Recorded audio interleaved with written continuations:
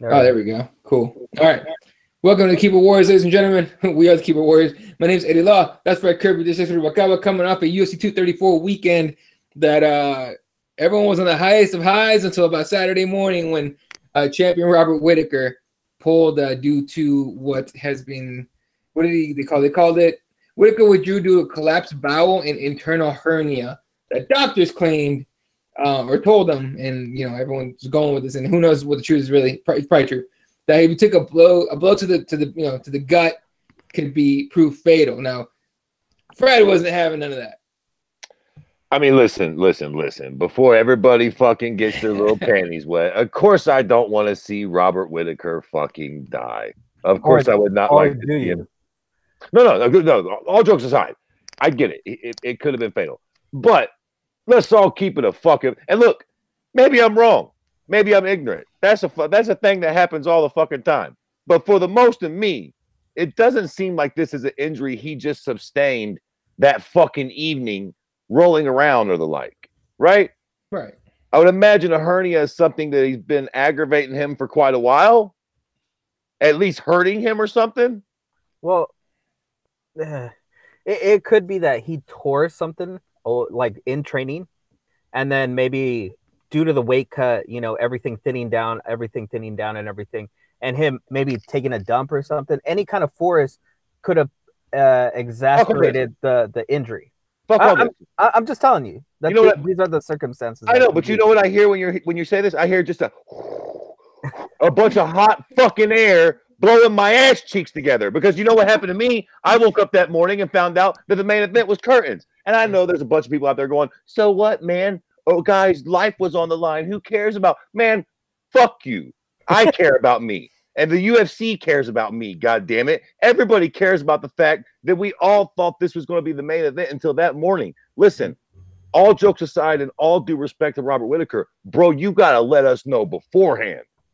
If you hurt yourself in training and you were feeling weird or funny or your little belly was rubbing wrong or whatever the fuck, you need to tell, dog, listen, this is what you can't do, okay? This is what you can't do. You can't wake up at 7 in the morning in the fucking day in your country while we're here and go, oh, yo, check it out.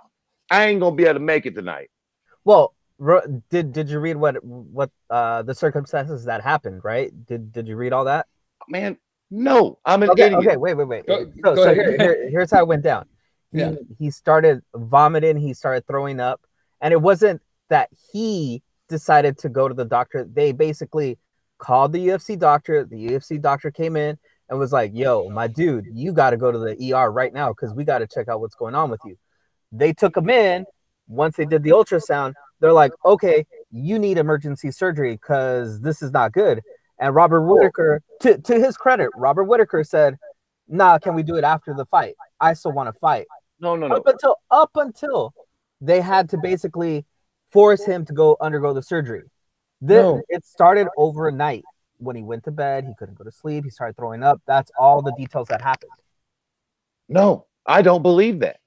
So you're telling me Thursday morning, Robert Whittaker was not injured at all? He had no fucking symptoms at all? And then Friday, he went to bed and woke up fucking mysteriously Saturday morning and was about to die? Yeah. Oh, man, suck my dick. Wait. Okay, if I'm wrong, then piss on me from the skies. But I feel like that's just an injury that you don't just have. You're right.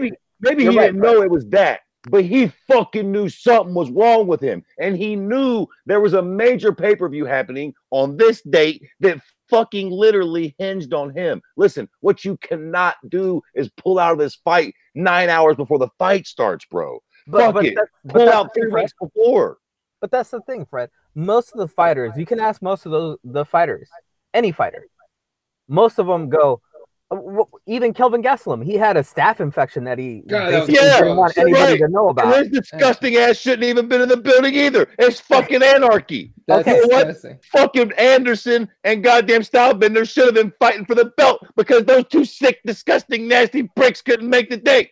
But that's the thing, Fred. Look. Here's how you can equate to what happened. He starts making the weight cut. due to his hernia that he probably injured a while back, and he was kind of like, well, you know, as long as I don't do anything to aggravate it, whatever, I'll be able to make it through the fight. No, hold on. I hate. That's where you got me fucked up. Why? Right there. Well, because that's some bullshit. You can't do that. Well, maybe if I don't do anything to aggravate it. No, bro. Millions of dollars are riding on you. It ain't like, well, maybe if. No fucking maybe ifs, buddy. Like that right there where you need to fucking call out the fight. Call out. Fuck it. But that's the thing, Fred. How many of the fighters have gone into the fight like what was it, the Black Beast? You know, oh, my back. I was laid out on the bed, you know, hours earlier, and I just barely made it to the fight. That's why my fight wasn't so good against Ngannou. Look, right? I don't care. He made it to the fight. What you can't do is back out 3 hours before. And listen, they weren't in Houston, right? For him at that point. No. Listen, it's not the same as going to Australia for Robert Whittaker, bro. What the fuck? We are on with the snake pits and the goddamn gators. Like we flew to the other side of the planet for Fred, you. You're saying that it's Robert Whittaker's fault of pulling out. Like I'm saying he didn't pull out in enough time. Yes. But you're also thinking that these guys are rational and saying like, well, I've got an injury. Well, this might affect me the day of the fight, so I should pull out now. Listen. Okay, wait. So then that means that Kelvin Gastelum should have pulled out of this fight a week ago when he had the staph infection. Fuck yeah, it's gross. Probably 2 or 3 weeks ago. And you're right. Do I expect the fighters to do it? Of course not. They're meathead jerk-offs. I expect a manager, one of those pricks getting paid a bunch of money around them to go, yo, listen, Robert, if you might not be able to make this date, like, is your belly really hurting? Like, let's get you to it. Like, bro, what you cannot fucking do is pull out of this fight 6 hours before and pretty much ruin everything. Well, I mean, let me ask you this: did he ruin it for you? Because did you save some money? Listen, I sure did. Listen, I'm fucking tell you what. I'll flat incriminate myself. Fuck it. I fucking cheated because he backed out. So no, it didn't bother me. But did it cost the UFC some money? You bet you it did. I'll bet you it cost them all kinds of fucking money. And I can hear all the fucking keyboard warriors out there now going, well, boo-hoo, the UFC's got so much money to spend. Man, I don't give a fuck. This is one time where I side with the UFC.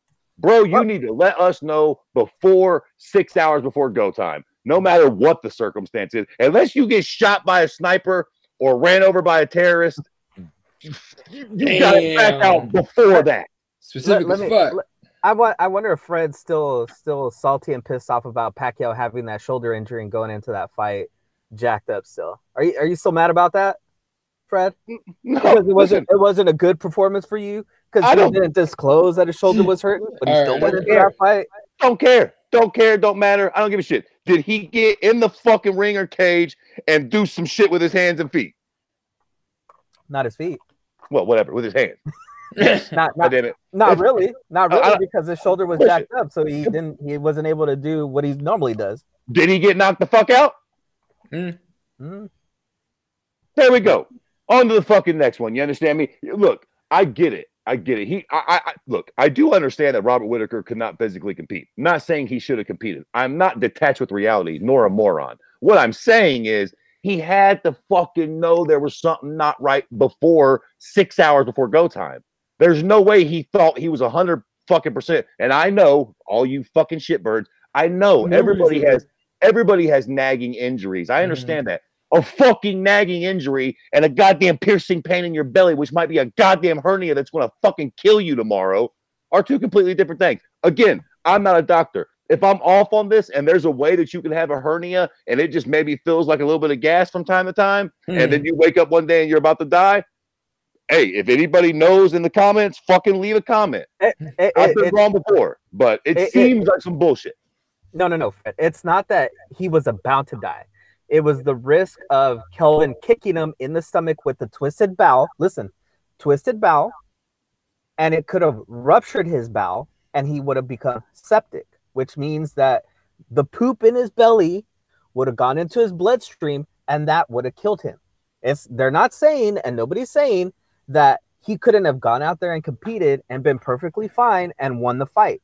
But they're saying the possibility of him taking a damaging blow to the bowel and the bowel already being twisted and then rupturing, that's end result could have been that he could have died. Jesse, You condescending prick. You do not have to talk to me like you're speaking to your 13-year-old daughter. I know all that shit, you cunty cocksucker. What I'm saying is he should have backed out of the fight a few days beforehand. Okay, so then you should know that hernias are just like it's like people with sciatic pain. Listen. It's like people with sciatic pain. Sometimes people just learn to deal with it. And they're like, you know what? It's not going to cause me too much problem to deal with this issue, and people move forward. There are people that spend years and years and years with hernias, not going to get a surgery, all those things. Let me tell you something. Hot take. Who on this panel has actually had a hernia? Nope. Ha! Me! You brown cocksuckers. Me! That's right. I haven't. Now, it was when I was 7, and I don't recall it very much, but I'll tell you what, it hurt greatly. And I'm pretty sure I fucking knew it beforehand. Hey, you know what? Scraping your knee hurts like hell when you're 7, so you don't even know how that When I was 7, I was a goddamn fucking animal, you understand me? It hurts now when I scrape my knee. When I was 7, I was jumping off of garages and breaking my ankles and shit. All right, let's catch up with some comments here, and the usual suspects hanging out in the comment section. UC, what up, dude? Robert Xerxes is here. Raider, Joey Tremendous. What we got here? Wow, everyone was talking about their life and shit. Masters year. Nice shit. Good shit, UC. Do your thing, man. Raider says, haha, Fred's going off. And then UC says, I know I miss his rants. Totally fucking worth it. There you go. You're popular. I know. Robert says, no fight book for me yet. Waiting for my stomach to turn outside in. Thanks for asking. This guy. Then he says, but for real, this card was trash. I only watched one full fight. A lot of people felt the same way. And then what do we got? Uncle Hank, what's up, dude? And then UC's like plot twist when you mentioned that you had a hernia before. So yeah. I don't know, dude. Look, the whole Robert Whittaker thing, we hope the best for this motherfucker, right? But I'm kind of with Fred on this. Is like you should have known something beforehand. There's no way you show up day of and all of a sudden, oh, now it fucking hurts. Like you knew something was up. Look, I'm not a crazy psychopath like you guys, but I agree with you guys in that most of these fighters, especially like a Kelvin Gastelum, that pissed me off. Oh yeah. When he goes on after Brett Okamoto with his fake belt saying that he's a champion. Yeah, I had a staph infection and they gave me antibiotics, and since it got better, it was getting better, so I'm good. No. I saw that shit. Everyone saw that shit on the Embedded show, on like the first one, and like screen capped the fuck out of it and all that on the fucking countdown shows and all that shit. And I saw it, and he had ringworm on his fucking lip, like right under his lip, like right here. And then he had fucking his fucking shoulders are all fucked up, and I'm like, the motherfucker had the hepatitis. There's no way he would get. I was like, the doctors clear him? They're fucking irresponsible. That shit is disgusting. And they cleared his ass. Like, here's some ointment. Call me in the morning. Did he do the old put some makeup on it to cover it up? Yes, he did. When the media scrum, you couldn't tell he had it. Listen, real talk, all bullshit aside, man. We're always talking about, the judges, the refs, fights getting stopped early, not getting judged properly, yada, yada, yada. Another thing we need to start talking about is these fighters and these managers pulling these fighters out at the right time. True. I mean, that is a part of a bigger narrative that we need to be discussing here. Guys, these fighters, y'all, again, it's easy to say fuck the UFC. I get it. Of course. Dog, do y'all understand how much fucking money Robert Whittaker cost the UFC? I mean, I hate to be that guy taking up for like the conglomerate, but bro, this was fucking detrimental. Thank God it happened so close to the card that the Aussies just had to come. Like, fuck it. They were already there. They've already bought. What the fuck you gonna do? Go fishing now instead? Like they got you by the short and curly. You have to come. But pay-per-views, I mean, they probably weren't gonna do that good anyways. Robert Whittaker ain't no fucking national name. Only jerk offs like me were actually gonna buy the card for that. But you lose him. Anderson Silva's 167 years old, and nobody knows who the fuck Israel Bissell is. All right, look, man, I got tickets to 235, man. I'm just waiting to hear about some fucking picograms. All right, I'm just waiting for it. I know it's coming. Goddamn picogram with John Jones. Okay, please believe that shit. I'm still gonna go to the goddamn card. I don't even care anymore. Fuck it. Let him cheat. But the thing is, Fred, what we were talking about before we went live is the fact that the UFC, like you said, Fred, and I understand what you're saying, they put a lot of effort and money into marketing this fight. And it was all revolved around Robert Whittaker defending the title, and having Kelvin Gastelum be there. And they did a deal, a 1-fight deal for sports bars and everything to have this fight. A lot of it, real quick, some of it had to do with that DirecTV dropping. Right. And it's a big deal for them because they have to put up 50% of the money goes to whatever revenue stream is doing that. And that means if revenue isn't as good, they're out a lot of money. It takes, like Fred says, it takes a lot of money to move this whole machine all the way to Australia and, you know, set up shop and do this whole, you know, wonderful production that we get to enjoy, you know, by doing nothing. We just click a button and we're watching it. But it's a big machine. And imagine, not just that, but can you imagine everybody that had to be called in the middle of the night once this started happening to redo all the promos, had to get John Anik up, all the announcers and everything to redo their voiceovers to a lot of the promos. You know, it's such a big hit to not just the money side of it, but to everybody else that works there that has to just basically wake up in the middle of the night and put in all these hours, plus on top of the hours that they were going to put in during the event. I mean, it's a big problem. And like we're saying, it's not just Robert Whittaker himself for not pulling himself out. It's also Kelvin Gastelum, because what kind of chance was he giving himself being on antibiotics, still being basically sick, you know, possibly giving other people, you know, like Fred is saying, the herp and stuff. You know, it's just ridiculous that these fighters are willing to do these things to each other and to themselves. My problem with Kelvin Gastelum is, look, here's the reality, right? I don't give a fuck if your performance is hindered because you got the herpetitis all over your back. Okay, that's on you. If you get in there and perform like shit and get knocked out, good on you. Shouldn't have got the staff. Where I'm going to be pissed, and this is why you should take it into consideration. Let's say Robert Whittaker did get cleared, right? Yeah. Let's have a little fantasy talk here. Let's say Robert Whittaker gets cleared, you don't have the hernia. But then let's say that fucking the doctors come in and go, yo, Kelvin, you got a fucking snake growing out of the back of your head, homeboy. We're not going to be able to do this for you. Like, you can't even be in the building, let alone fight. We can't sanction you. Sorry. Then it becomes a thing on Kelvin, because it's like, bro, that shit just grew on you overnight. You just have muscles pop up on you on one day's notice. So this fight could have been ruined for him, hypothetically. Now, maybe they would have let him fight. Maybe the antibiotics would have been enough. But what if they weren't? That's the fucking point. That's the problem with trying to push some of these injuries. Again, I get it. Guys always have nagging injuries. But if you're a fucking professional fighter in the UFC, you should know the difference between something you can push through and something that's like, I don't know, guys. All right. It's too bad. If there's a chance, God damn it, 2-3 weeks out from an event, if there is a chance that you're not going to be able to make it, either pull out of the fight or like go to a doctor and be like, yo, I got to fight in 3 weeks. Give me a percentage on what you know what I mean? And if the doctor's like, yo, 50-50, homeboy.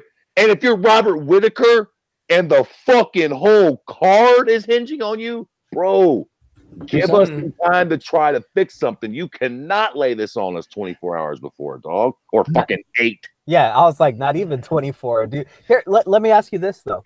Do you think this type of problem could be solved by the fact that we don't have fighters getting half their pay to show up and win?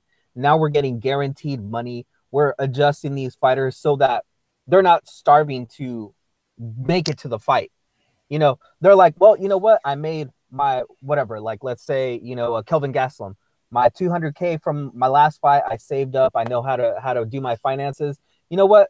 Hey, UFC, you know what? I got a staph infection 2 weeks out. I'm sorry. You know, I can actually financially, I can afford to not, you know, kill myself to make this fight. Or like Robert Whittaker, another guy who, you know, probably not hurting for money, but also guaranteed money already, you know, is calling the UFC ahead of time. Hey, you know what? Looks like I have a hernia. I'm going to go get it checked out.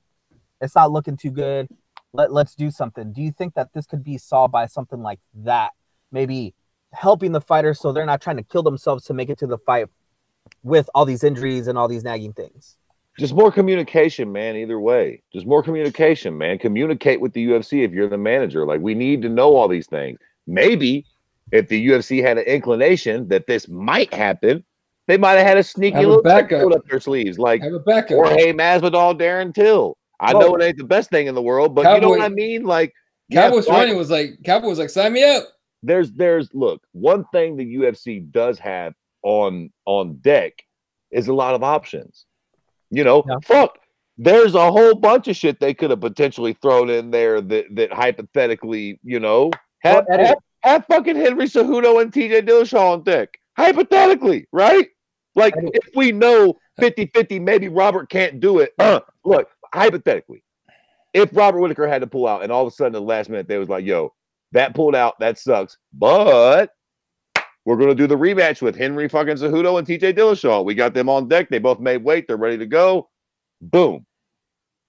Hey, I like the backup. Got my money. Look, there's been quite a few cards now where they have guys backup, right? The guys that come in get paid to make weight just in case, right? Like who they have? The Gator guy, Jacare. Jacare, thank you. Jesus, I can't remember forgot his name.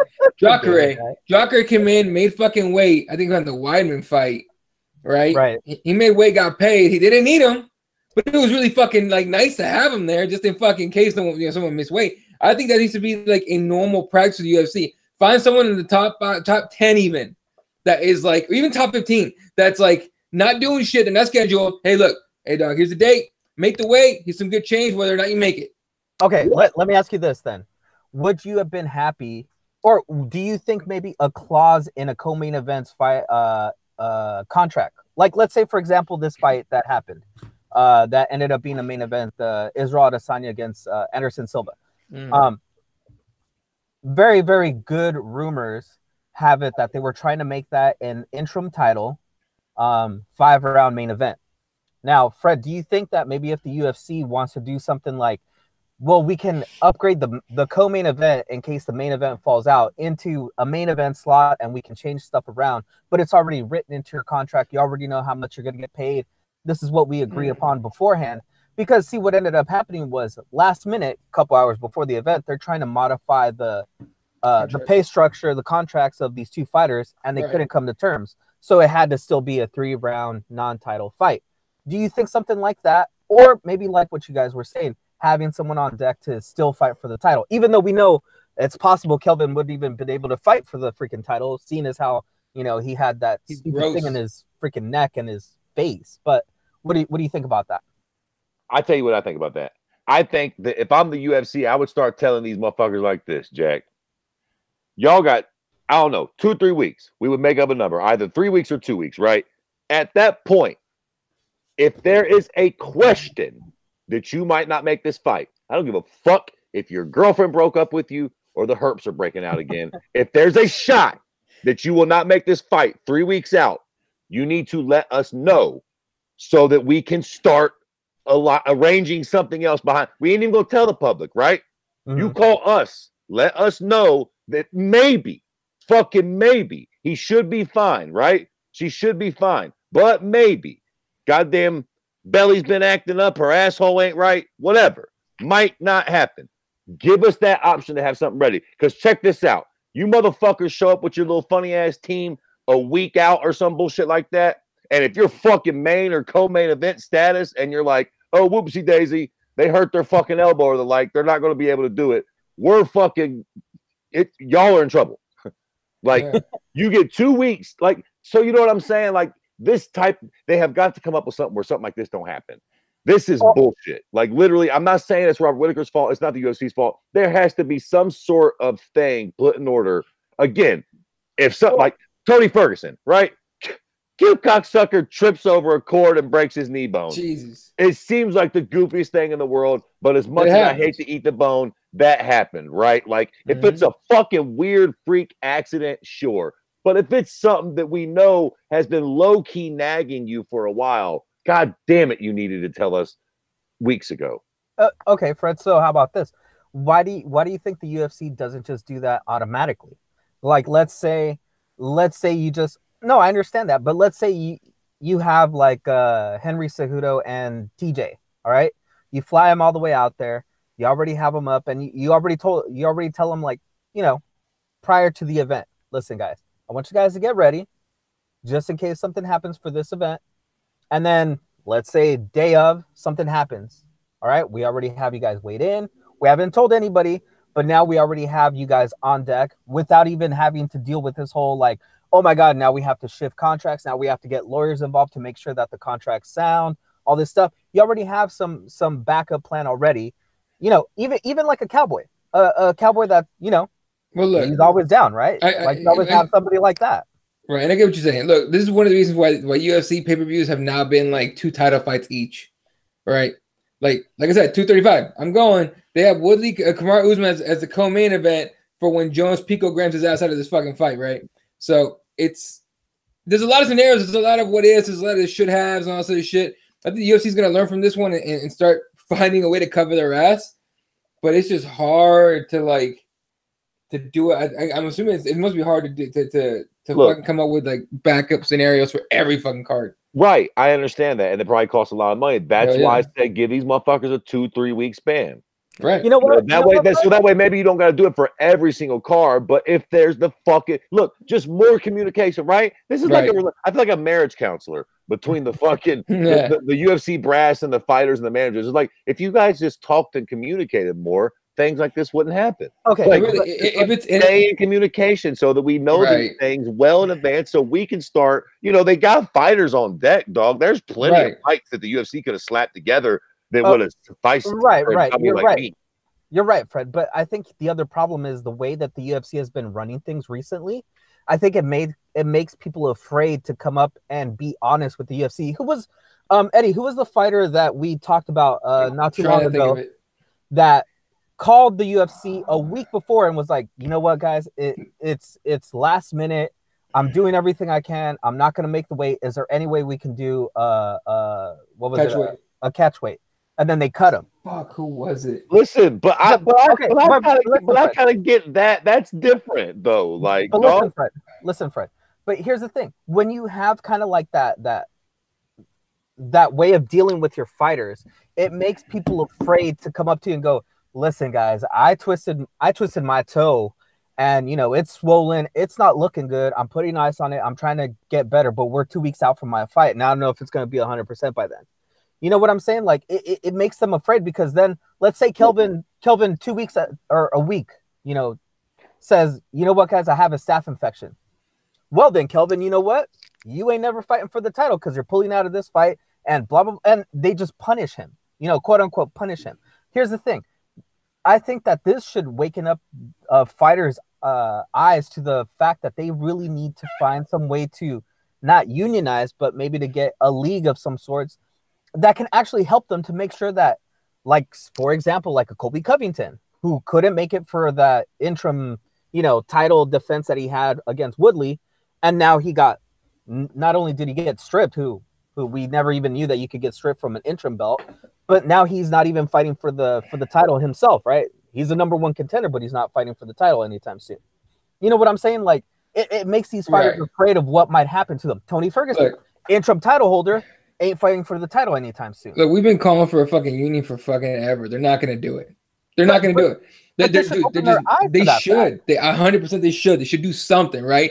NBA's got NBA Player Association. NFL's got the NFL Association, and everybody else has their shit. The problem is they all came together and they all agreed. Whether you're the top player in the fucking league or the lowest player in the fucking league, you all came together and said, all right, let's do this shit for each other, right?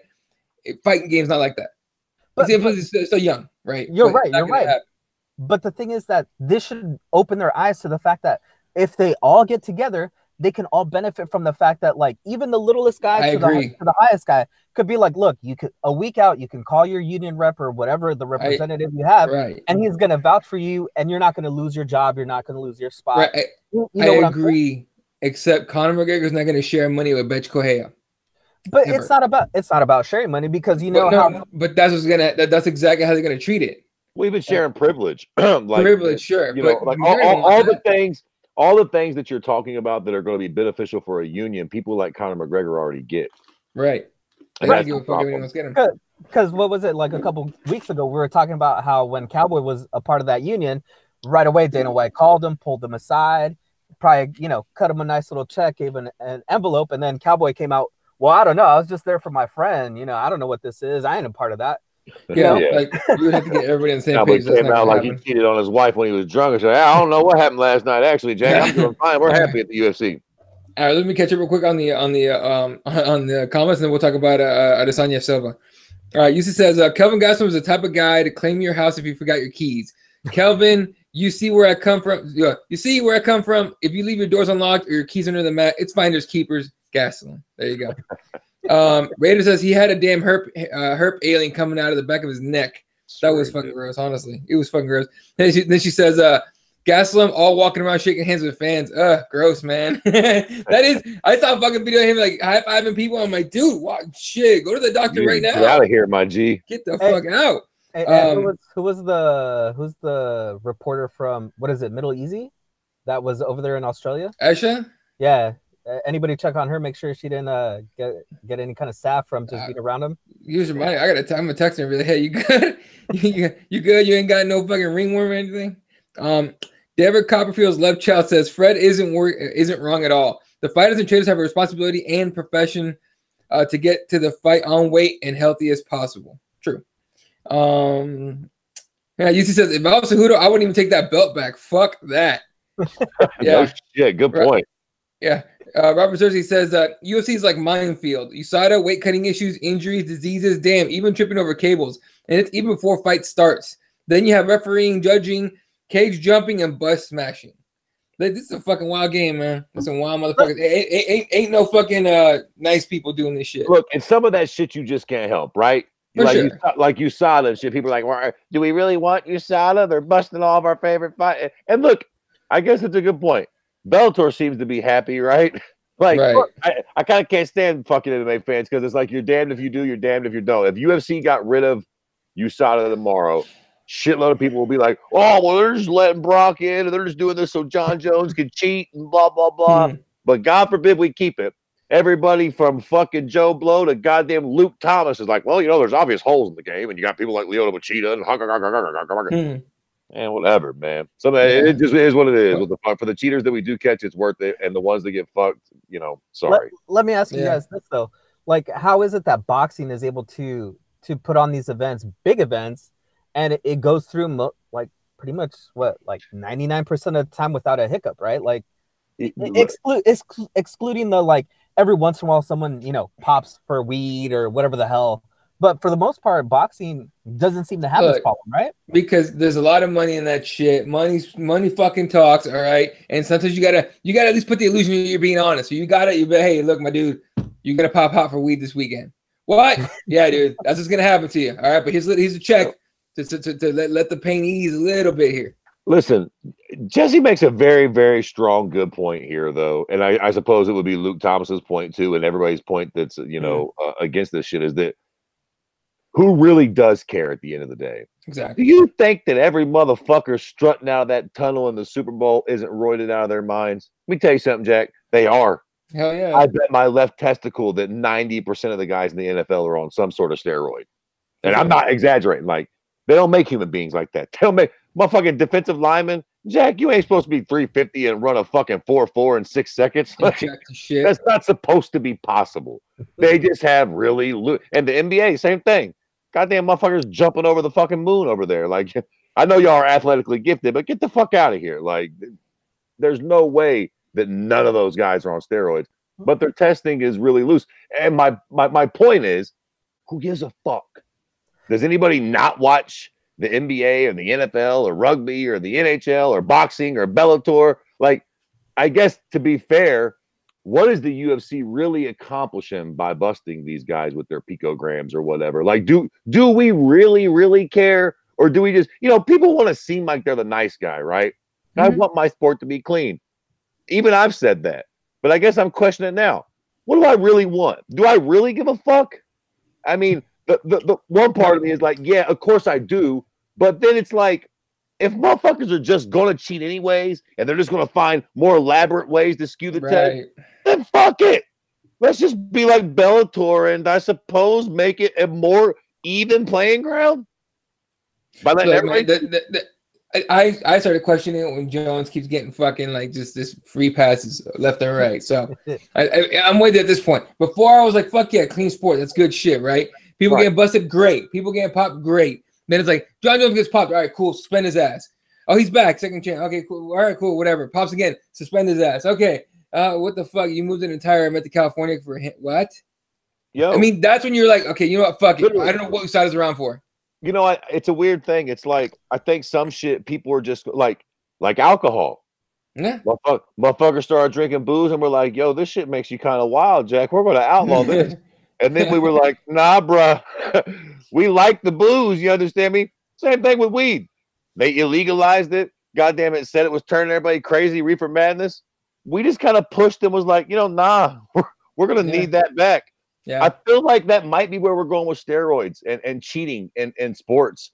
Like, we're trying to fucking get it under control, but I think at a certain point we're just gonna be like, you know what? That was a thing of the past, Jack. But that's a little HGH amongst friends. I'll tell you what, man. I've been to jiu-jitsu tournaments, local shit, where you look at somebody, you're like, bitch, nah, get the fuck out. You know what I mean? Like some jiu-jitsu guys are. I'll venture to say a lot of jiu-jitsu guys, some of the top level motherfuckers in the world that look like they're fucking like got their muscles have muscles, and I'm like, bitch, get the fuck out of here. And you know. We shouldn't be talking about this because we need to get onto the Adesanya and Anderson fight. This is a big discussion that we should probably save for another podcast. But at a certain point, who cares? Yeah. Like at a certain point, like especially with like jiu-jitsu and shit. So what if they're doing steroids? Like, have at it. Like at this point, steroids kind of make you a superhuman, right? Like for somebody like me, I've often thought about this. To be honest, like I ain't trying to compete. They make drugs that make you feel like younger and stronger. And more like, I should go get me some steroids just on GP. Yeah. Look, TRT, fucking buff out. Goddamn, my fat slims down quicker. My metabolism's higher. Like, I ain't trying to pass no drug test or that kind of shit. Like, I should just go get me some of that shit. 100% honesty, man. If I ever go in there and I get those tests done and the levels are low, I'm like, hey, man, make me 20 again. I don't give a fuck. If I'm at the gym and the guy's like, hey, I got a bag of stuff. Hey, I'm your Huckleberry, Jack. I don't got to pass no test. Make me feel young again. Fuck it. Well, real quick, as quick of an answer as you can give me, do you think it'd be best if, I think Luke Thomas is kind of the one that champions this idea, is we look at what is beneficial to health and what's beneficial to performance, right? So let's say something like Kelvin, right? You usually treat that with steroids, antibiotics and stuff. So would we allow somebody like that who's sick to make it to the fight? He needs a little bit of steroids to kind of, get him under control, get his body, at performance. Exactly. Like, is there a way that we can get these guys to get the right types of medicine to be able to compete at peak performance that they can without making them, Vitor Belfort, TRT Vitor or, Uberim and stuff like that. But do you think that there's a possibility that we can adjust this kind of antiquated way of thinking of, well, steroids are always bad?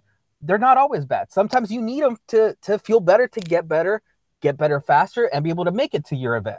Right. I look, that's a good point. I don't know enough about steroids to really speak on this, but from my very ignorant, limited amount of knowledge on it, like, yeah, like maybe if they just outlawed like 7 steroids, like the 10 Commandments, just like the really bad ones, man, like the really gnarly, like, or but like the shit that made Chris Benoit fucking flip his shit, like that kind of shit. We don't want people, but the shit that made Anderson's fucking leg grow back quicker, or whatever the fuck, like things like that regenerate your fucking if you need to heal quicker after a fight, get in your little Wolverine bag. Like, what's the big deal about that? I suppose one could say that if you have more money, you would be able to use more of those things, and that could be an advantage. But what if since the UFC is doing like their own Performance Institute here in the US, now they want to build one overseas, a big one, do all this stuff. Why don't they have? They start giving them steroids like Pride and shit, and just start shooting them. But let's say this. Let's say they have doctors there overseen by USADA who goes in there and makes sure that they're giving the proper stuff to the fighters, but not overdoing it. Because look, I'll tell you, there's a lot of. Sorry. I just think realistic. That's a great idea, and we're sitting around here like we're geniuses. But I think in order to implement something like that, it would cost way too much money. I think that's probably the problem. That's exactly what I was going to say. Everything's money. You're asking about probably like in the high, like millions. Yeah, just actually do that. But that's a great idea. Oh, it's an awesome idea. all the NFL teams, all the teams have their personal doctors, have the guys that do all this stuff for them. What's stopping the UFC from doing that? You know what I'm saying? Oh, I got you again. Billions and billions and billions and billions. That's not a fair comparison. That's what's stopping it, bro. Look, I get what you're saying. But to me, the two problems, and we got to move on to the next fight. But the two problems I have with that is only the fucking billions and billions and billions you need, and two, like, what is overdoing it? We'd have to define that, and there's no definition of it. So that'd be the one thing. That's just on my end there. All right, let's take a real quick about Adesanya Silva. I've seen two opinions of it. My opinion of it was fun, fucking technical fight. I thought it was great. A lot of people I saw on Twitter saying it was a boring sparring session. Where do you land with this, Fred? Glad you went to me, because I would be in that group. They could take that fight and give it back to the Indians for all of me. I look, and it's weird. I was one of the main proponents of this fight leading into it. Leading into the fight, I seen people like, I don't get it. It doesn't make a lot of sense. I loved it going into it. Either Anderson proves he still really, really has it, or he gets taken out by the young lion. We know who the next title contender is. I thought it was awesome. And then they get in there. And I'll tell you another thing. The first round, I was with it. I was with the shits. Going into the second round, I'm like, okay, this is pretty good. And then it just started slowly. So the next thing you know, we got Anderson in the corner pulling this bullshit. And I'm going to tell you something about that. The problem I have with that, you know what that was? That's like, you ever got that fucking buddy? Every time he gets a few fucking drinks in him, he starts telling the same fucking story. And it's a good story. It's a funny story. But every fucking time with this guy, some bitches come around or something, he goes to that one story that makes him look good or something. And after a while, you don't want to hear that fucking story no more. You know what I mean? Right. I've seen this fucking dance from Anderson. God damn it, Anderson. We got 2 more minutes of this fight. Get your ass off that cage and make something happen. We got him waving him to the cage. We got Stylebender in the middle of the cage. If you two motherfuckers don't start waving at each other, the fuck did I pay for? Well, it wasn't a spar, man. Man, bullshit. The motherfuckers were out there sparring, man. Like, there were moments where it looked like they were about to start kind of getting after it. And then they start in with their Matrix bullshit. Let me tell you something. That Matrix bullshit is only cute when it ends with a sacrifice. You know what I mean? There you go. If fucking Lyoto doesn't Karate Kid fucking Randy Couture's teeth into the front row, everything before that sucked. Right. Like, it's awesome because they land that kill shot. But if they don't, in hindsight, it ends up looking like a rough, you know, listen, let's keep it a buck. Vanderlei has been in harder sparring matches than that. Yeah. No, you're right. No, but the way I saw that fight was, I think the fight changed when it got bumped in the main event. I think if you keep the fight as a co-main, it's a little different. Main event, as soon as you hear, oh, you're a main event, so you're the show. You got to put on a show. I think the fact that they bumped it up changed the whole look at the fight in those guys' minds, and that's why it ended up being the way it was. So.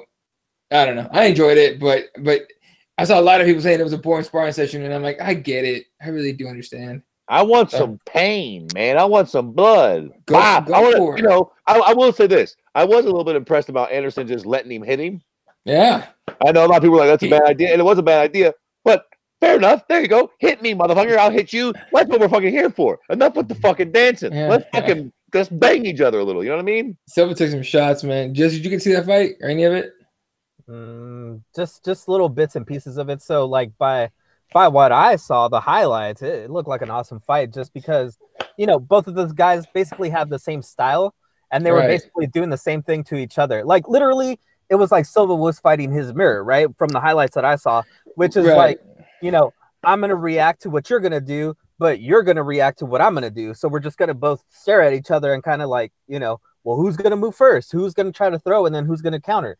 You know, so it's like I could see how it could be a boring fight, but it's also to me like when you see two good jiu-jitsu guys, you know, end up doing some jiu-jitsu on the ground. Stall each other up. Yeah. A lot of people are not gonna enjoy that because it's very technical and you don't get to see a lot of things that they're doing. But if you know what's going on, you enjoy it because you're like, oh, he swept him, oh, he stopped him from sweep, you know, like you see the transitions and stuff and you can enjoy it. Other people don't, and that's that's just the game sometimes. Yeah, it is what it is, man. And to me, the way to describe that fight was just like, dude, when you played Street Fighter as a kid, if you and your buddy picked the same fucking character, that's exactly what happened. So that's just the way I saw it on that. All right, just running down that card real quick. Where the fuck did it go? Here it is. Linda Venata gets a first round sub on Marcos Mariano, which, you know, honestly, it is what it is. Fucking squash match. Yeah. Montana de la Rosa, submits Nadia Cassim in the second round. I was impressed with that chick. That chick was going from armbar, triangle, armbar, triangle, armbar. Just the transitions were like, I mean, if you train jiu-jitsu, you know what's going on. You see it happening. But you're impressed that it's happening in an MMA fight where you can get smashed in the face. It was pretty cool. Listen, I'm glad that you just added that interesting insight for all of our martial arts fans, because I'm going to tell you something. That fucking one broad with the big nose was hot as fuck. Big old ass on That's that what shit. I took away from that shit. Pretty looking broad. Looked like one of those Persian broads. Might have been a terrorist, but she was still kind of hot, like kind of worth it. I watched the weigh-ins and I was like, yep. Okay. Fred's the type of dude that'll join Jihad or like one of those. Just for Next time y'all saw me, I would have been like, oh. It's gonna be that his big ass beard gonna be back and shit, just like jet black though, just painted or whatever dyed. All right, and then real quick, just very quickly, and I don't know, Jesse, if you saw this, but Fred, I know you did. The light heavyweight fight between Jim Crute and Sam Alvey was in an early stoppage. Fred, man. Yeah, man. Oh, hell yeah. Man, yes. What the fuck? I'm so fucking sick and tired of Let me tell you something. God damn you people. Listen. TKO, right? We were talking about this on the Loudmouth podcast. For some reason, I thought it meant total knockout because I'm a moron. Technical knockout, right? Technical, yeah. I like it. You were actually knocked out, technically knocked out. Man, if knockout is in the phrase at all, you do not stand up immediately afterwards and be okay. I'm sorry, I just got an issue with that. These fucking guys we are not swimming. They're not Michael Phelps, man. Let that man get knocked out. Let him get slept. At least let that motherfucker stand up and go bobbling around the cage. How many times we seen that number? You know, motherfuckers try to get up, but you like, okay, homeboy. We see what, but you hurt like a motherfucker. Listen, this wasn't that. Sam jumped right up. He was fine. Now look, was he in a bad spot in the fight? Yes. Might he have got finished? Man, yes, probably. But at that moment, the fight should not have been stopped. The proof is in the pudding. The motherfucker should not have been that okay on his feet a split second after supposedly being knocked out. I'm sorry. Can I just say that in the one instance on this episode, I agree with Fred. You know, I could see like in the moment, maybe as the referee, you see him kind of go down, you see him get up, wobble around, and then drop down again. You could see how the referee might, from his vantage point, not have seen everything that was going on. But when you look at it, we have the great, different camera angles and everything. You get to see a different look, and you see Sam Alvey was perfectly fine. He was, like Fred said, he wasn't great. He was hurt, but he was still surviving it. Sam Alvey is the type of guy that wants to go out on his shield. So, and I believe Sam Alvey actually told the referee in the back, give me a little bit of extra leeway, let me work, let me get put to sleep, just let me finish my fight. And, I could understand why he's pissed about that. Absolutely, man. It's like, we are not ballerinas. Now, look, I suppose, to be fair, that's a thin line between letting a guy take extra punishment and letting him just take enough fucking punishment, man. Like, I'm sure that all the fighters would agree with me and most people on this. It's like, let me lose that fight, man. Like, of course, after I'm fucking knocked out, don't let him keep hitting me. If you get one of those fighters that's a dumbass that's going to drop a fucking Hendo H-bomb on you, don't let that happen to me. But let me get knocked out before that. If I'm fucking, covering up, give me a moment. Just because I'm covering up doesn't mean the fight's over. It means I'm rocked. Give me a minute. For Christ's sake, sometimes people are like, well, he's covering up and he's getting bombed on. Well, Jesus Christ, he just got the fuck knocked out of him, and now somebody's swinging with both hands trying to tear his head off. There's only so many things you can do sometimes. Sometimes you just got to ball up and take – and look, sometimes when people are balling up in the fetal, it's because the fight's over. Other times, some guys are just trying to buy 5 or 10 seconds. Being a good ref You got to give those guys that moment, or get your fucking face right in there to get a good look to make sure this dude is not laying there asleep taking a beating, which I don't really think is the case most of the time. Right. Like if you're actually hurt, you're not, you know, a lot of these guys look like they're about to fucking get fucked doggy style. They got their ass in the air. When you get hurt bad, that ass will tip. Like you're gonna like fall some kind of way. Like Sam was up like this. You know what I mean? Like he was covering. He was giving thumbs up. He was giving thumbs up. So okay. Can we stop with the thumbs up though? Like I understand you're getting punched and everything, and you're trying to defend yourself, but movement, or at least talking to the ref, yelling at the ref, I'm fine, like, you know, some kind of verbal, because the thumbs up has screwed so many fighters over. Uriah Faber, you know, comes to mind, where he's putting up the thumbs up and the ref still stopped it. You know what I'm saying? Like the thumbs up doesn't mean much to me. It's more maybe like a communication between the fighter and the ref. Right. You know what I'm saying? I feel like that's what the ref should have done, though. I feel like the ref should have been like, Sam, move. Exactly. Like, give me, like, I don't know what, like, so, like, I think the ref should be a lot more verbal in them instances, too. Like, come on, move. Look, I'm about to stop it. I'm about to stop. 5, 4. I'm like, you know what I mean? Give that motherfucker a countdown. Like, look, I'm about to stop this fight. Move, jump back. Who's the stand the fuck up and get knocked out that point? This is the moment. But give me that. No, like, don't just fucking pop in there like a goddamn eagle hawk and stop it when I think I'm okay. I'm fucking giving you the thumbs up, and then you just, man, I get why he's like, what in the fuck are you doing?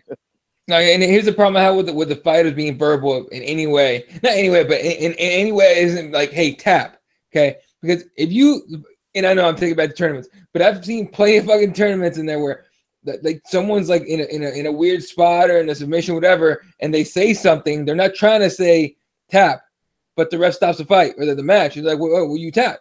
Because you can't tell. I mean, some people just can't hear it, right? So if you're in the middle of a fight getting punched in the head and you're yelling, I'm okay, and that ref hears, hey, I'm done, let me out, that's a problem too. But Mark Goddard is the ref that was on this one. So that surprised me, because he's actually a pretty damn good ref.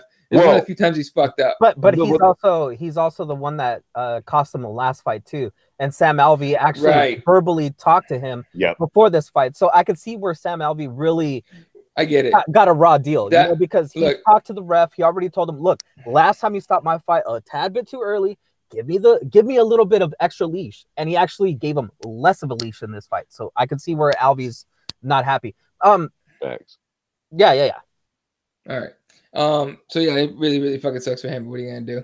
And to Goddard's credit, he does admit that it was a mistake on his part. So real quick, let me ask you, what's the ref with the long beard, with the long mustache? Mike Beltran. I like him because you could hear him no matter where you are in an arena. Oh yeah, very loud, and he gives you specific instructions. Show me something. Move. You know, tell me you're okay. Like, he's loud enough for a fighter to hear it, and you'll see sometimes the fighter will react to that voice. Move. You know, do something different, because they know he's about to stop the fight. I think if referees take a little bit of Beltran and use that, you know, just a lot louder, a lot more like, you know, just take charge of the situation. I think that would benefit a lot of the referees from doing this mistake that Goddard did. Yeah, no, for sure. And Goddard actually said himself too that he did not see the thumbs up and that one, so it's unfortunate. All right, moving on, because now we got to move very quickly. Now we only got about 30 minutes left here. All right, UFC Phoenix going on this Sunday, my hometown. So hell yeah, I'm fucking going to this shit. Main event, obviously, Cain Velasquez against Francis Ngannou. No. Eddie, Shut up. No, you traitor. Don't fuck you. You trading ass mother. I want to pull like every line that I know from fucking Training Day. Like, just like throw it at you right now. Every Denzel line I know. You gonna do this to me? Like, you know what I mean? That kind of shit. Like, just because of you trading ass mother. All right, whatever. Now I'm annoyed. Like, fucking. Anyway, that's going on this weekend with Cain. God willing, he's gonna make it. I'm not even fucking one to say he's gonna make it for sure. Okay, I'm just hoping. Fuck. Anyway, co-main is James Vick against Paul Felder. You got Courtney Casey against Cynthia Calvillo. Here's the one that I'm super interested in. I'm really pumped to see for two reasons, really. Alex Caceres welcoming in Crone Gracie into the UFC. One is Chrome Gracie. I'm a big fan of Chrome Gracie. Two, that means his pop, Hickson Gracie, might be in town, and I'm trying to get a picture with that dude because he's a legend. All right. So, and I think Nate Diaz is going to be in his corner as well. So that's like an all-star fucking cast just for that one dude. So I'm pumped as fuck for that one.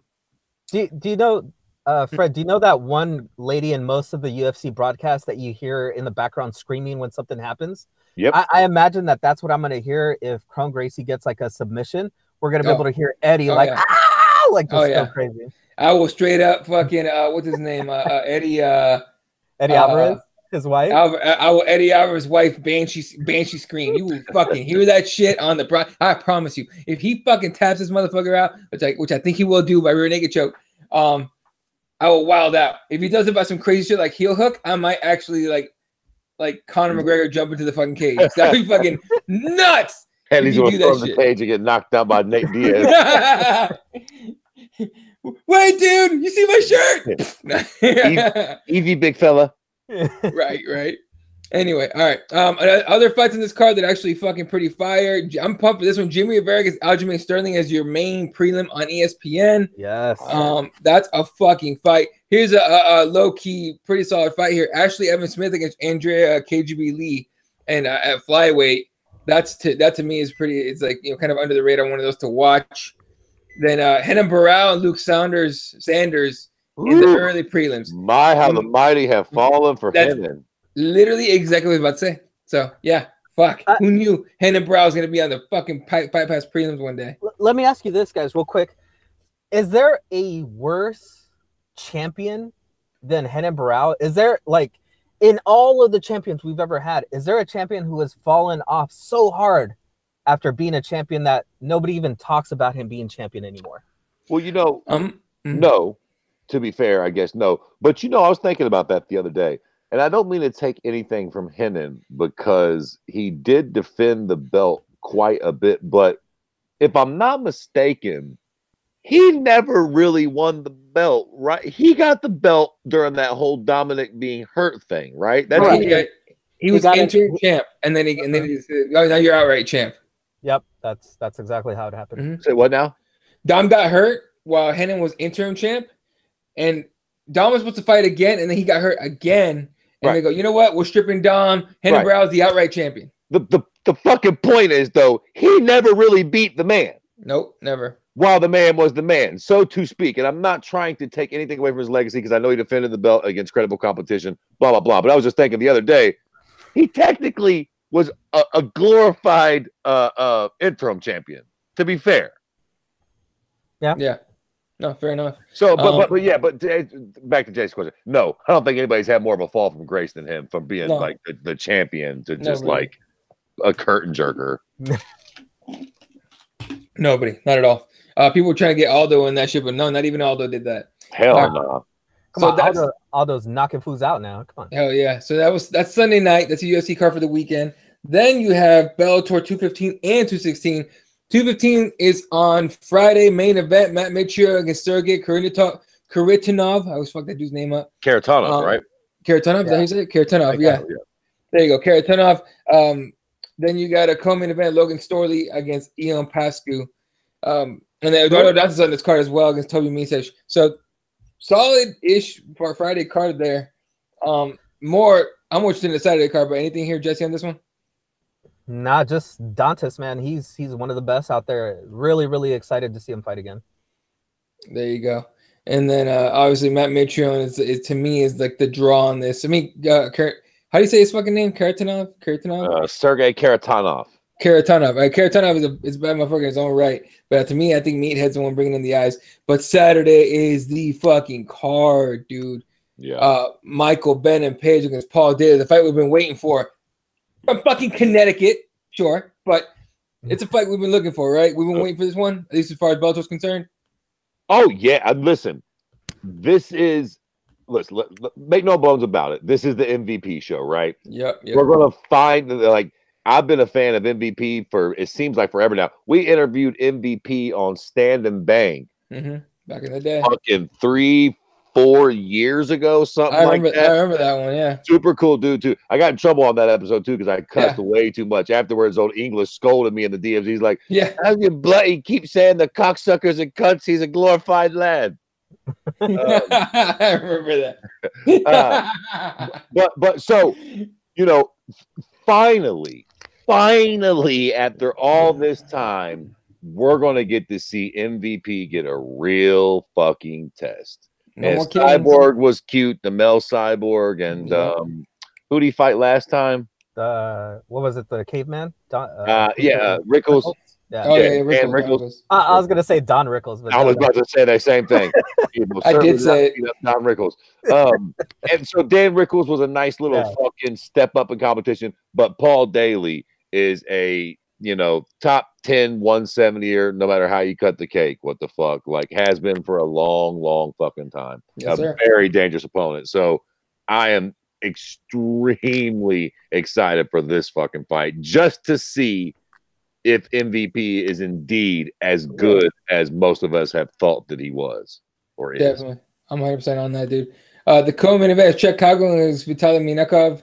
And then you got a jacked, probably juiced up Mirko Krokop taking on Roy Nelson, another Chinese food can handle. This is I'm not very excited about this fight because it's like, Roy Nelson's in the fight and Roy Nelson's let me down the last like fucking 8 fights that he's been in. But Mirko Krokop looks jacked as fuck. I love this fight. I mean, listen, either Mirko's clearly on roids and he's in Bellator, so I love that. So either he comes out, looks good, vintage fucking kicking Roy in his fat belly, or Roy's going to absolutely sleep Mirko Krokop, Gabriel Gonzaga style. So damn it. Somebody's more than likely gonna fucking take a bit of a beating in this fight. So yeah, look, man, somebody's getting a new email in order to watch it on the zone for free. So just saying. I'm probably not the only one, but I already made a new email. There you go. Yeah, that's what I'm doing. Listen, I see why Trump's getting rid of you brown motherfuckers. You sneaky pricks. Bro, I'm going to work right after the show's over. I want to hear that shit. All right. Yeah, exactly. Hey, I'm at work. You can afford it, motherfucker. I'm at work, Fred. Come on now. There you go. That being said, a lot of people are like, "Oh, Mirko's juiced up. He's on the shit. He's on the juice. He's on TRT." Yeah, give me whatever he's having. He looks like he's 10 years younger than me. Fuck. Anyway, other fights on here: Yaroslav Amosov against Eric Silva, Valerie Lureda, who I found on Instagram as well, against Kobe Fletcher. Then but that Michael Page Paul Daly might be the fight. It might end up being the fight of the weekend, honestly. Yo, that's a solid card from Bellator, though. Yeah, the MVP card. The Friday card's a little meh, but that Saturday card is dope, man. What a fucking great weekend of fights, man. And both promotions going up against the NBA. Friday night, not so much. Friday night's like the rookie All-Star or the rookie Rising Stars game. Saturdays where they're going up against, I think, the 3-point contest and the fucking dunk contest, and that usually brings in decent ratings depending on who's in it. And then the All-Star game on Sunday, but the All-Star game you can literally just have it in the background. It's not a real game, really. Yeah. Saturday will be the real. Saturday's a real test. To keep it a buck, the dunk contest is the thing. That's right. As far as numbers go, like motherfuckers are actually going to really tune in for the dunk contest. Yeah, like I'm going to be watching that on the fucking TV while I'm watching Bellator on my fucking phone. So that's going to be the move Saturday night for me. And then obviously Sunday, I'm going to be all day at UFC Phoenix. Hopefully tweeting out pictures and not getting banned by fucking UFC for tweeting out pictures of a fucking event I'm actually at, motherfuckers. So see what happens. All right. Let me see. Go through my notes, see if I have anything else. Oh, so we had somebody on Twitter, one of these guys that I talk to all the time. Let's see if I can get his fucking Twitter handle real quick, because he actually, it's at Real Topher 707 talking about what if we replaced weight divisions with height divisions. Okay, that's a weird thought to think about, really, but height divisions instead of weight divisions. Let fighters weigh in, I guess I would say close to like each other's weights, but as long as the height's the same, whatever, right? And then the other thought they had was legalize headbutts in guard situations and clinch situations. I would just love to laugh at that because that'd be hilarious to me. If you're in someone's guard, you start headbutting motherfuckers. That is some combat jiu-jitsu shit. that should be illegal. But yeah, as far as height divisions go, what do you think, Fred? Okay, so yes, headbutts, I'm here for it. Listen, we're fighting, not dancing. You gotta figure out a way around me headbutting you in your shit. Whatever. Height divisions, not to be a fucking cunt, but that's just the cutest thing I've ever heard of. I mean, cool beans. What 5'9" prick gets the what poor prick gets to fight fucking DC? Oh God, that's true. I mean, DC's like 5'8". So good luck with that, Conor McGregor. Like, they just don't make them the same size, man. Height is very deceiving. You know what I mean? Guys like James Vick, you got some tall motherfuckers, 45, 55, and then you got like Fedor and fucking DC at like 5'10" and a half with heels on. What the fuck? I mean, the whole point, I guess, is just on the weight cut issue, right? And there's really no real answer except for like, there really is no real answer. I mean, fuck, I had one of my teammates at the ACC trials last weekend, and he was fighting. I mean, he never cuts. I've never seen him cut weight. He just goes up a weight class, right, every time. And he was against a big fucking dude. I'm telling him, like, dude, if you cut weight, you'd be bigger than everybody else. What the fuck? Listen, if Tyron Woodley and Robert Whittaker and guys like that aren't just indicative of I mean, fuck Tyron Woodley, Robert Whittaker, like that should be your argument against weight cutting, right? Like Kelvin Gastelum too. Yeah, exactly. Like you could get way like better results instead of killing yourself to get, because nothing else is going to work. Like motherfuckers saying add more divisions, that's not going to prevent weight cutting. People just try to squeeze in those divisions. It'll work for a few individuals, but overall, you're still going to have people that are trying to make whatever weight. Like it is what it is. Yeah. The only thing you think would help is somebody seeing a guy like Robert Whittaker and being like, well, hey, maybe I shouldn't try to squeeze that last 7 pounds off. And or look, there's a lot of them. Fucking Anthony Smith, right? Yeah. What a bird of shit he was at 85. And I'll be a monkey's uncle if this motherfucker ain't fighting the GOAT himself. Now, I think he's going to get the shit stopped out of him. I tell you what, I would not be surprised if Anthony Smith wins that fight. And I'll tell you why. Just because he's got fucking zilch to lose, man. Just come in, guns are blazing. Maybe John gets a little cute. And MMA is the most unpredictable sport in the world, right? It ain't boxing. It ain't football. It only takes one glancing blow. Down goes John. Holy shit, it's over before John can even fucking think to try something different. Like, there's a lot of examples on why you shouldn't maybe cut weight, but there's no solution for that shit. DC's a big example, in my opinion. Exactly. He's got knockout power. Yeah. Yeah, that's why Jones don't want to catch his heavyweight. You can literally scour the whole sport, man. I mean, there's a lot of people that have just moved up and be like, oh, fuck, I'm doing great now. Quite frankly, you could probably look at the people that have done these type of extreme weight cuts, and you probably had a lot more success with the people moving up than the ones that move like down drastically. I mean, you got your Darren Tills and shit, like people who cut a lot of weight and are successful at that division. But Rumble. Yeah. Rumble's a big example too. He went up to heavyweight and just became a lot more successful. Rumble should be a fucking heavyweight, but have you seen him lately? This motherfucker looks like he's on more than just fucking, chicken and protein powder. Well, yeah. But yeah, you never know. Right under the sun right now. All right. Yeah, I think it's gonna be it for that. Real quick, let me just go through the last headlines here. Jesse, do you have anything else, or are you good? Well, here, let's hold on before we go. I was gonna say we're not gonna predict the main card over there. Oh, yeah. Let's come up some of these fights. Yeah, exactly. Okay. All right.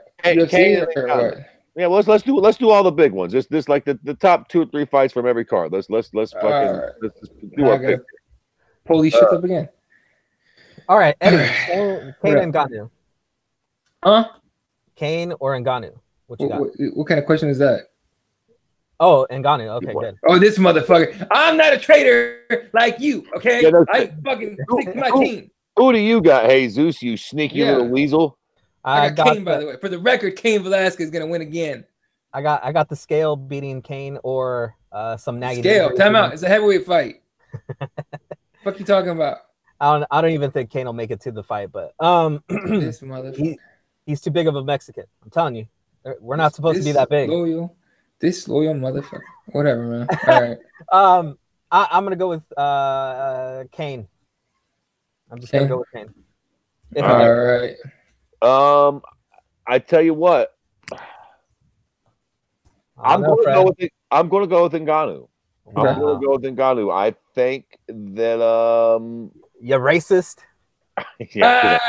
Black guy. Yeah, the you know what? Fred's like the one white dude I would never, ever accuse of racism ever. Like you might be the only one I know that I would be like, that's impossible. It's impossible. Look, I think this fight's very predictable, right? Like if Kane's anything like he used to be, there's no reason why he shouldn't beat the dog shit out of Francis. But that being said, if Kane's a cunt hair off, and if Francis actually comes out firing, and that's just the scenario I'm envisioning. What if Francis comes out aggressive, throwing heat at Kane, and he doesn't give Kane a moment to get in that sweat? Like, I'll put it to you like this, and this is all bullshit aside. I think Francis Ngannou either knocks Kane out in the first, and I'm not dropping no knowledge here, but like in the first 2-3 minutes of the fight, or he's going to take a beating. Like, I think he needs to jump on Kane immediately, not give him a moment to start figuring things. Once Kane starts doing Kane, Francis is fucked. Like, if he don't hurt Kane early and Kane gets to grabbing a hold of him, gets a takedown, Francis gets up, he gets another. We get into that kind of shit, there's a good chance that Francis never lands that blow. But in first minute or two, if Francis can be super aggressive and keep the punches coming, it might, Kane's timing could be a little fucked. Do you think Ngannou's coach for sure pulled up that first JDS fight and goes, "Hey, here's what you got to do. Do this. Sure. Do this right here." Do you guys think if Ngannou gets beaten like Stipe beat him, or the way Kane should be able to handle Ngannou? Kane will finish Francis. But okay, so he gives him the same type of beating, the same type of pressure and everything. Do you think this is the end for Ngannou? No. Do you think that just breaks him entirely? Because you saw what happened to him after what Stipe did to him. And we all know that if Kane is Kane, he'll do much worse to him this time. So do you think that might be it for Ngannou? No. I don't think it'll break him, but I do see your point. I do think that he will probably think after this fight, I don't know if I got what it takes to be a champion. Do I want to keep doing this shit? I don't think it'll be, do I want to keep doing this? I just think he'll take his funny behind to boxing. No. I just think that he might have more realistic expectations. I mean, I feel like right now he probably still thinks like, I think probably going into this fight, he thinks he can handle a wrestler and shit. Like, and if he goes in here, gets dominated again, and like the fuck beat out of him, he might come out of it and be like, okay, true. That wrestling thing might be a real fucking issue for me. I think he'll decide to take his ass down to ATT or something. Like, maybe, say what you want about champions and fighters that have stuck with their small camps forever. It works for them, but they're like ultra talented fighters. Some of them need a little extra help, like a real fucking camp. I'll throw this out there. You know what I would like to see happen, hypothetically, if Kane does throw Francis a beating, you know what I would think would be really cool? Okay. You got it. I mean, look, if you need to work on your wrestling, better place. Kane and DC, because look, one thing's for sure. If he lets his hands go on the feet, I mean, certain people can bang with him, but he's going to be formidable there. So if he could just get his defensive wrestling in the right spot, you know what I mean? Like, he would definitely be an animal, no matter what. Like, even if Kane beats him, he's still got some tools that if he could use them properly, he'd be a fucking handful for anybody. And then with DC on the way out and Kane, honestly, not far behind him, not far behind him with his history of injury, he might end up being the star, a.k.a. if the UFC's willing to keep him on for a little longer. That's a good point. All right. And then so everyone's okay, so we got a picture of that. Let's just go with Coleman on this one. James Vick against Paul Felder. Vick and Felder are both coming off losses. So we got Irish Dragon against the Executioner. I like James Vick on this one with the ground game. Honestly. What a fight! I'm pumped as fuck for it, for sure. This is one of the what I just mean, not even like fun, but just really evenly matched. Right. This is one of the fights that the new goofy ass UFC brass actually got right. What a good fight, man. Total pick'em fight, right? Right. I'm gonna go with Paul Felder. Okay. I think maybe his aggression and all around game might be the thing. But you know, if this is a good fight, I wouldn't. I don't know what the fuck's going to happen. I think it'll be super entertaining. I give you that. Right. I think they're going to fucking beat the piss out of each other. Like I don't see this being no, you know, all due respect, this ain't gonna be no sparring match. You understand me? Jesse. Paul Felder. All right. It was Paul Felder his last fight. Was he lost because the doctor stopped it because he was bleeding like a motherfucker? I don't remember. Was that it? I think so. I think it was the Mike Perry too, wasn't it? Like at 70 last moment. I can't remember. All I know is I remember that sounds right. I think he was all right. Just undersized. I remember seeing Paul Felder just drenched in blood, and he was like, "Let's go keep going," and someone stopped it. Yeah, I'm pretty sure that's right, and it was to Perry at 70. So you know, not that bad of a deal. All right, the next one, Bellator 215. Let's just talk about let's just pick the main event. Meathead against Karatanov. Damn, son, you ain't good with the Russians, Jack, or the Polacks, whatever he is. Yeah, I'm not going with that shit, but I'm just because I know Meathead. I like Meathead, so I'm picking Mitrione by sloppy ass knockout. Who you picking, Fred? Oh, and I mean sloppy ass knockout. I mean Mitrione, I think is the better striker. He's younger, he's quicker, he's blah blah blah blah. But Karatanov, you know, is just a crafty, hard-hitting Russian veteran. So I'll put it to you like this. It's Mitrione's fight to lose. He should win. If he goes out there and does what Mitrione does, he should be a lot faster than Karatanov at this point in the game and shit. He should thunderstrike Karatanov from an angle where you don't even see it coming. But if he gets cute, Karatanov can definitely sleep him. But, you know, Matt Mitrione. Jesse? Meathead. By the way, it was a split decision loss to Mike Perry. So, okay. I think he did get really trashed up in that fight, but he did. A decision. He got hurt bad in that fight. He did get cut really bad. Or just a decision. No, it was a split decision. Oh. Anyway, Meathead, definitely. All right, and then 3 fights to pick for Bellator 216. Starting off with MVP against Paul Daly. Oh man, I'm this to me is fucking. It's hard to pick because you got MVP, hype or not, fucking needed a skull cyborg, crush shit out of it or not. Paul Daly is a motherfucker. And he's a vet of like 50 some fights, whatever his fucking was his record. His record's over 50 fights. His record's 40 and 16 and 2. Okay, against Paul Daly is 13-0. I like Semtex to stop the hype train in a fucking ugly way. And Fred, you want to pick? Yeah, man. I kind of agree with you. This is one of the classic cases of my heart says MVP, but my mind says Paul Daly. Paul Daly has one strike power, very, very serious one strike knockout power. He only needs one. MVP has not really proven to have that. And I know he fucking cracked Cyborg's skull or whatever the fuck. But short of that crazy wild knee, he doesn't usually sleep people with one strike. And Paul Daly is not really known for being slept. He's been submitted. He's been wet blanketed a whole bunch. But he doesn't really get outstruck, and he certainly doesn't really get knocked out by anybody not named Nick Diaz. Right. So I hope MVP wins. I really want him to. I'm a big MVP fan. I will be rooting for MVP. But if we're just making picks here, I kind of agree with you. I feel like Paul Daly's going to fuck around and eat a couple and land that big one and sleep MVP. Also, I think it should be noted the MVP's dad just died not too long ago. Like really? Week or 2 weeks ago, a couple weeks ago or something like that. He's talking about that. So, you know, maybe that doesn't matter at all. And maybe it's a big deal. But I hope I'm wrong. But Paul Daly. Dude, fuck. He's going to get on that Buster Douglas energy right there. I hope. Fucking A, man. That's crazy. Jesse?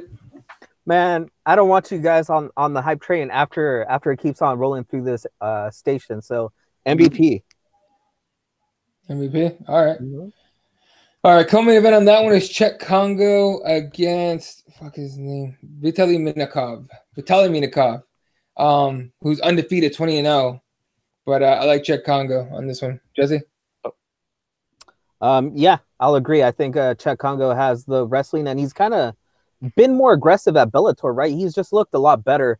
I don't know if it's just the strength of competition maybe, or I don't know what it is, but he just looks way better in Bellator. So yeah, I'm going to take Czech Congo as well. All right. Fred? I don't know if I'm thinking about the wrong tall white boy, but no, I'm picking Minikoff. I think he's going to beat the shit out of Czech Congo. Look, man, I don't know what the fuck you guys are talking about, but I guess Czech might pull out that bullshit wrestling. But if he don't, it's curtain time for him.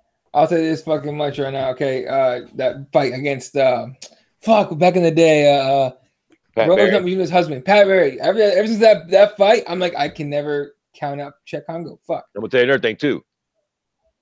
For everybody listening, Bellator staff and the like, Czech Congo's walkout fucking shit.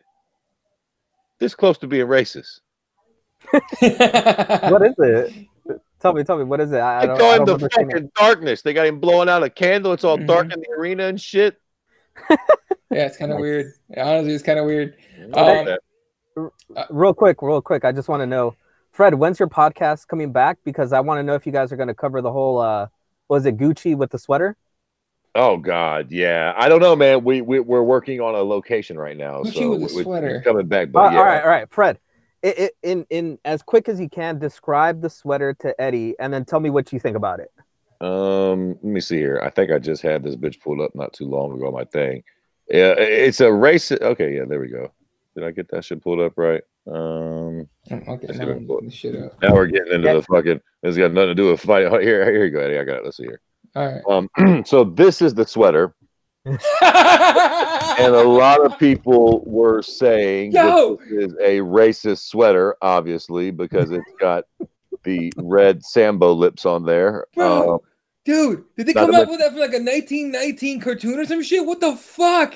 That's real, and they put that for sale, Eddie. For real. Did anyone buy it?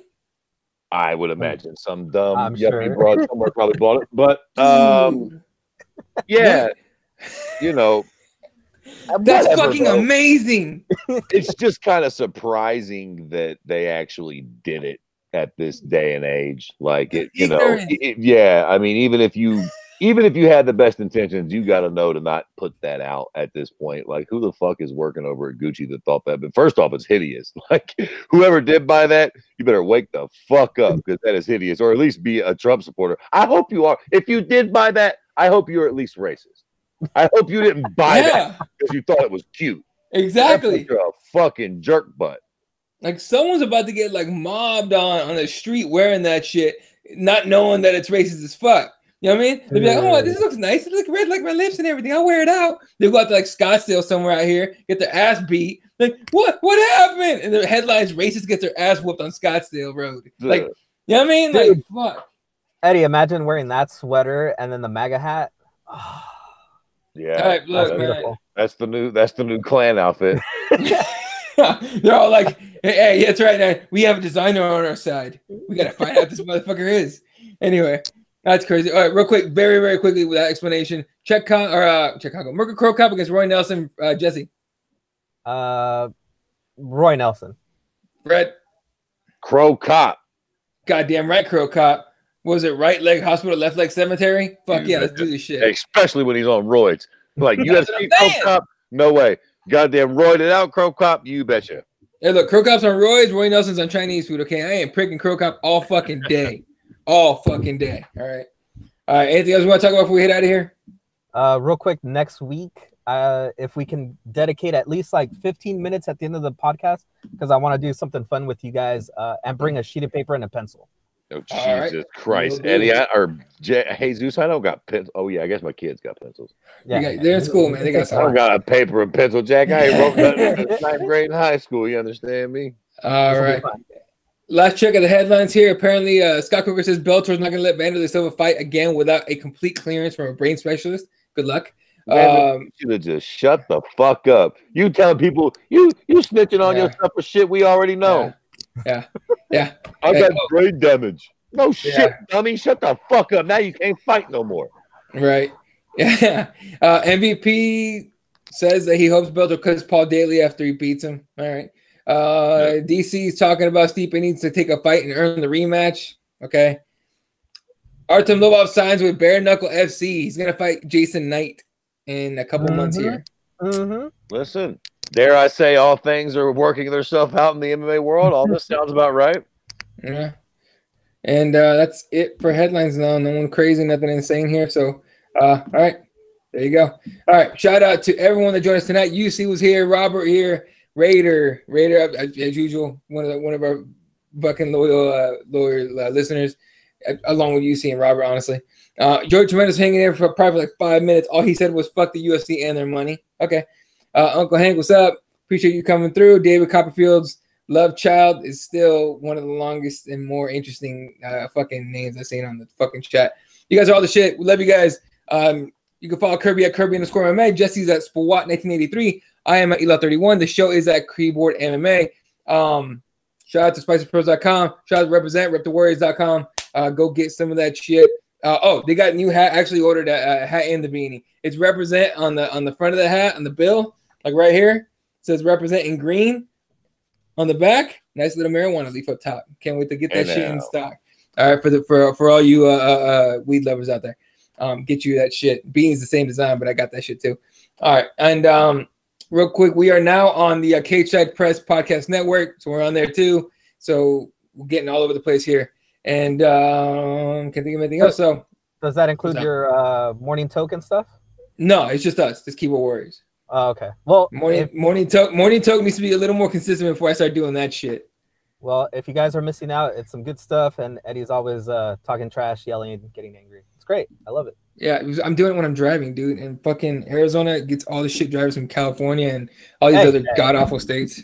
Anyway, we keep our crazy white girls driving in with their Starbucks to ourselves, okay? Right, fucking pumpkin spice bullshit. All right, and then all right, if you're gonna be at UFC Phoenix this weekend, hit me up, DM me on Twitter at Ela31. I'm already meeting up with a couple people for a beer or two before or during the fights, whatever.